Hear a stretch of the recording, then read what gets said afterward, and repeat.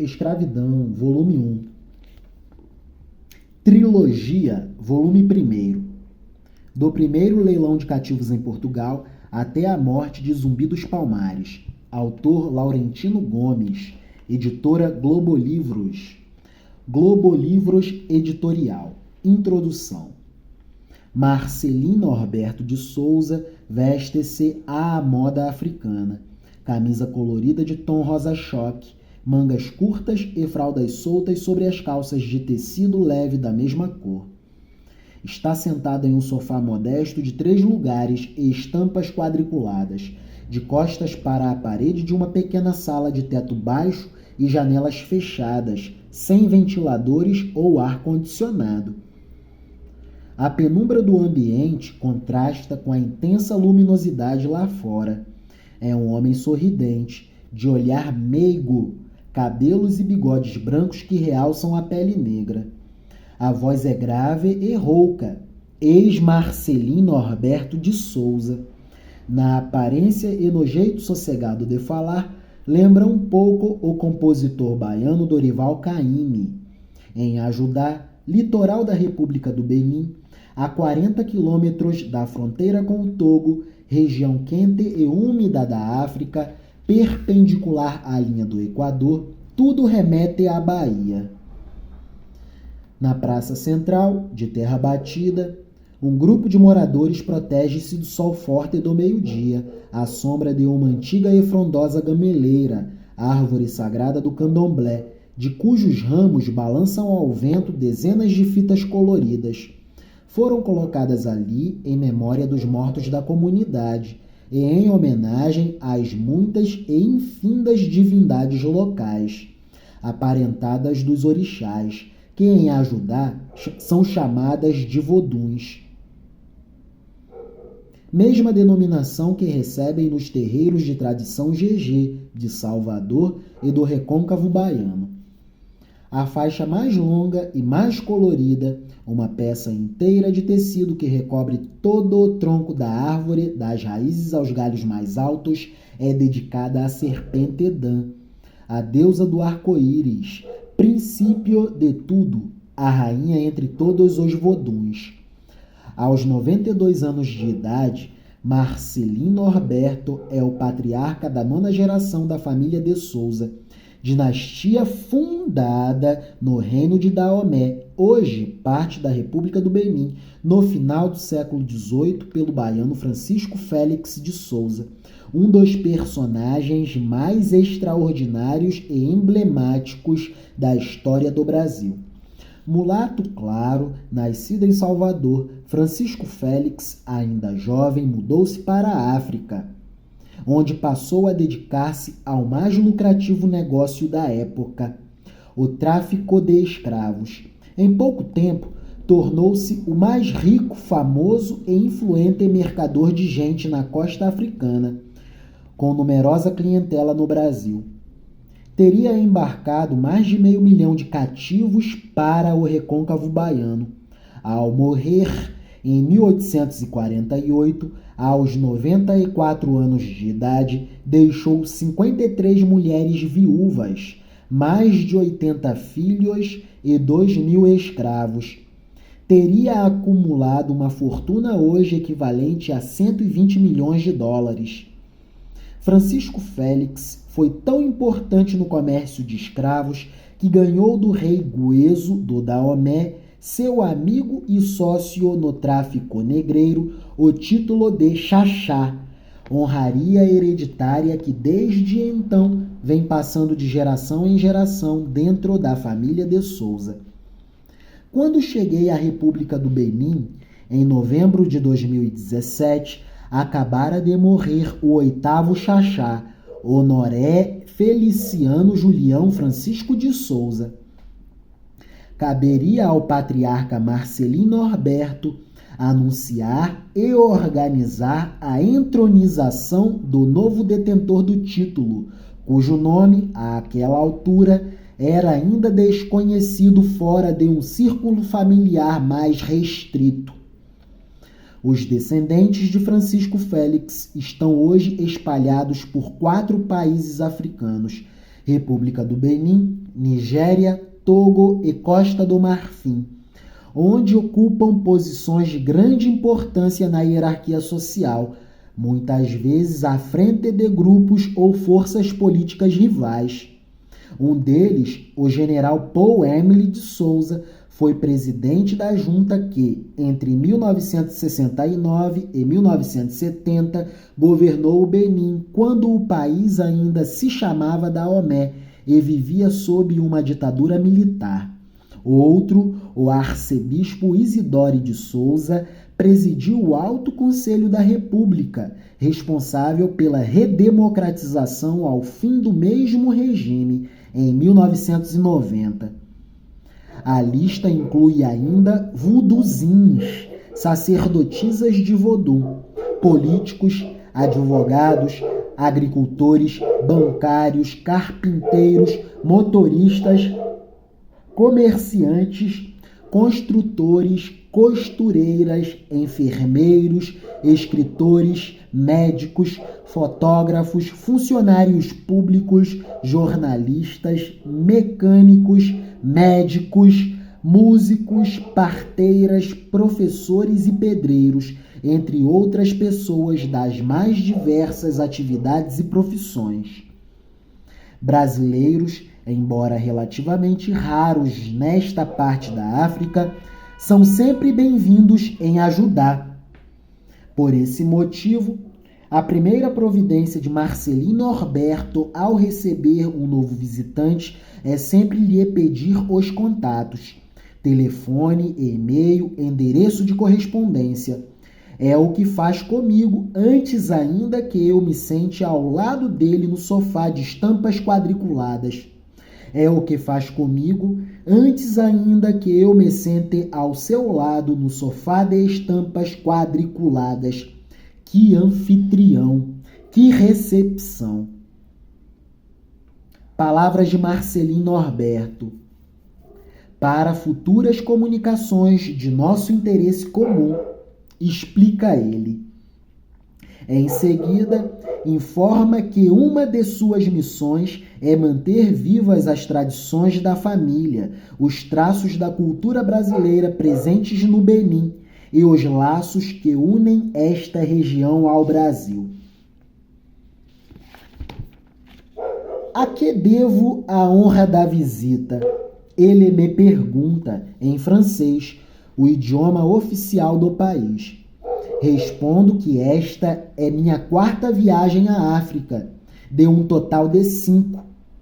Parte do trabalho de pesquisas para uma série de 3 livros-reportagem sobre a história da escravidão no Brasil. Primeiro volume. Há muita coisa para ver aqui, adianta ele, o senhor Marcelino Norberto de Souza. E, de fato, as marcas da escravidão e seus estreitos vínculos com o Brasil podem ser observados por todo o lado neste ponto do litoral africano. A algumas centenas de metros da casa de Marcelino Norberto, ergue-se a antiga fortaleza de São João de Ajudá, o mais importante entreposto de tráfico negreiro português e brasileiro no Golfo do Benin até a metade do século XIX. Na praça em frente, emoldurada pela frondosa gameleira sagrada do candomblé, pessoas capturadas no interior do continente eram arrematadas em concorridos leilões. Vendas de escravos. Compras de escravos. Compras e vendas de escravos. Também ali começa a Rota dos Escravos, uma estrada de terra de 3 quilômetros que termina na praia, última parte da jornada que os cativos faziam em solo africano antes de embarcarem nos navios negreiros para a travessia do Atlântico. No local da partida, junto à areia batida por ondas agitadas, ergue-se hoje a Porta do Não Retorno, memorial da Unesco, a Organização das Nações Unidas para a Educação, a Ciência e a Cultura, em homenagem às legiões de seres humanos que dali partiram sem esperança de voltar a ver a terra em que haviam nascido. O Monumento de Ajudá é uma entre muitas portas do não retorno que se pode conhecer na África atualmente.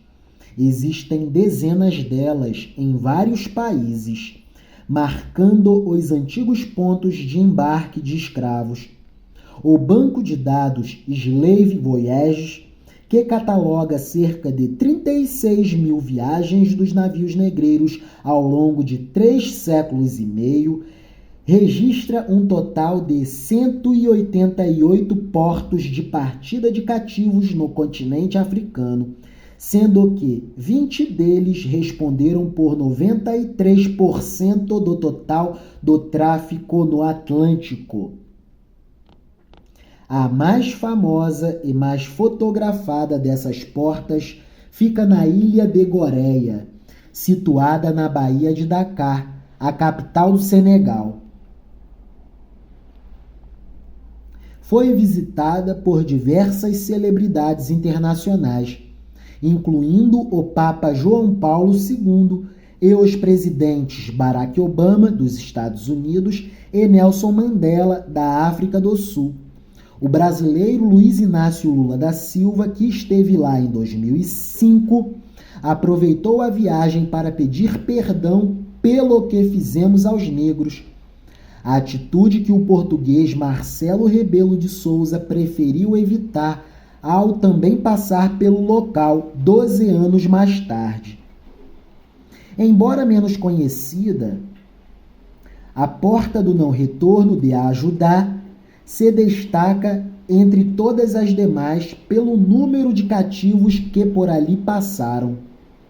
Mais de 1 milhão de homens, mulheres e crianças embarcados à força nos navios do tráfico para uma jornada sem volta que os levaria aos engenhos de açúcar, às lavouras de café, arroz, algodão e tabaco, às minas de prata, ouro e diamante, e para a execução de inúmeras outras atividades no outro lado do oceano.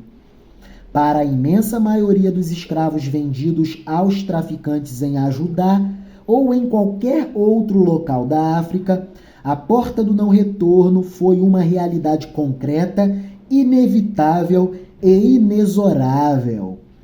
Quase a totalidade dos 12,5 milhões de embarcados nos navios negreiros jamais teve a oportunidade de voltar às suas origens africanas.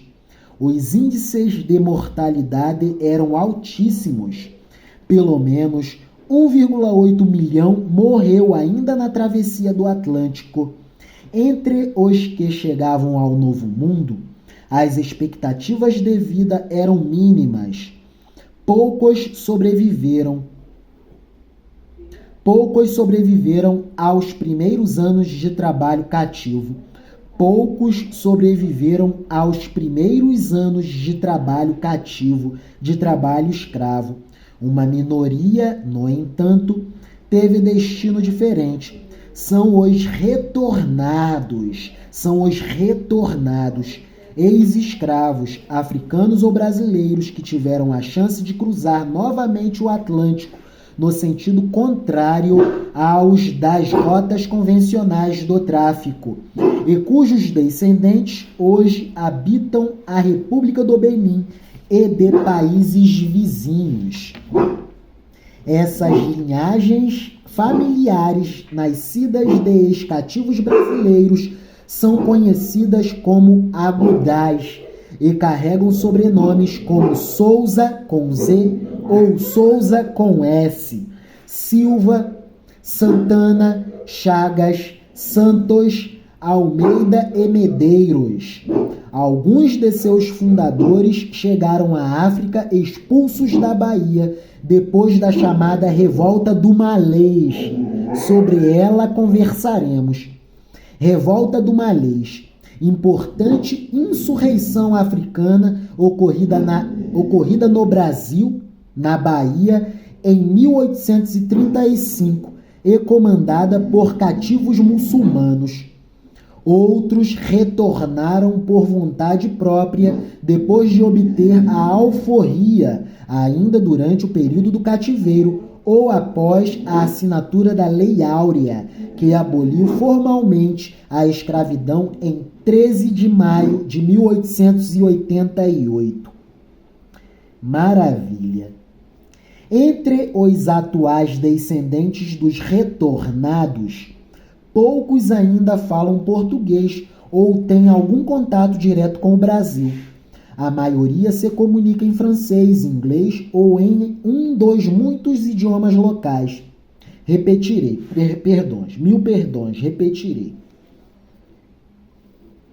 Entre os atuais descendentes dos retornados, poucos ainda falam português ou têm algum contato direto com o Brasil.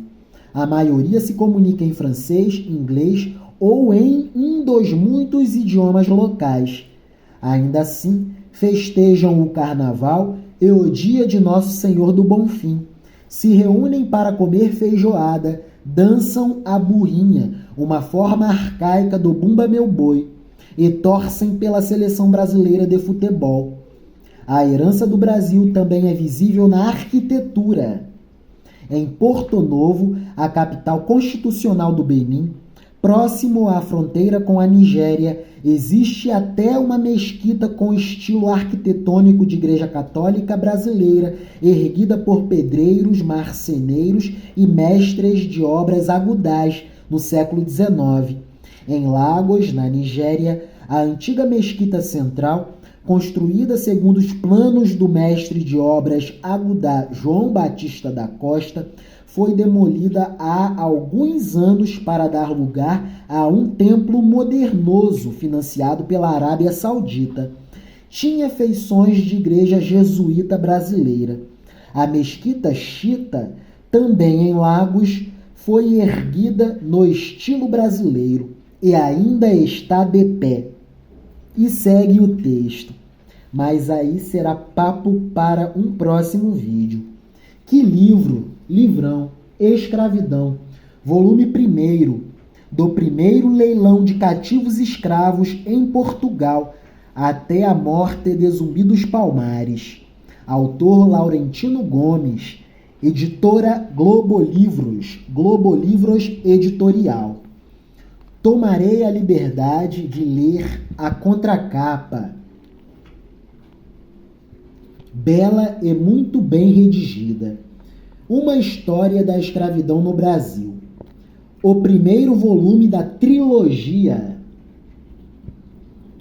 O Brasil tem seu corpo na América e sua alma na África, afirmava no final do século XVII o padre jesuíta Antônio Vieira. Essa é uma frase profética que se torna cada vez mais verdadeira. O maior território escravocrata do hemisfério ocidental, o Brasil, recebeu cerca de 5 milhões de cativos africanos, 40% do total de 12,5 milhões de embarcados para a América ao longo de 3 séculos e meio.